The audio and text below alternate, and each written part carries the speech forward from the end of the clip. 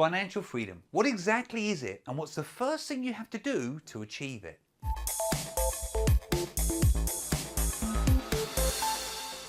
Hi there, my name is Tony Law from Your First Four Houses.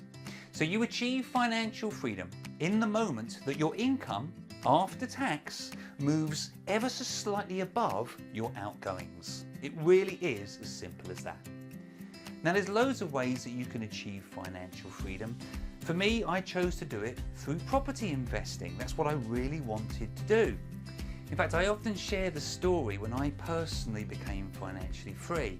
I did a deal. It wasn't a particularly big deal, if I'm being really honest with you. But I'd actually worked out the numbers quite accurately, and I knew that as that transaction went through, I technically became financially free. Now the truth is I didn't really celebrate that moment. I should have done.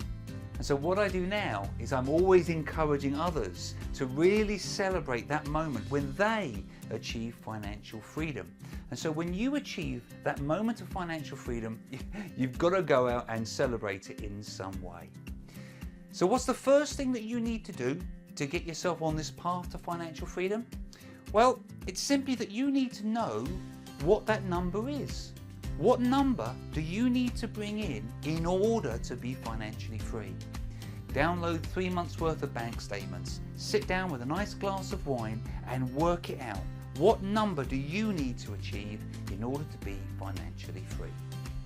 For more tips and tricks like this, be sure to subscribe to our channel and also download this 50-point checklist because it's going to really help you the next time you buy an investment property. My name's Tony Law from Your First Four Houses with online training to help build your property portfolio.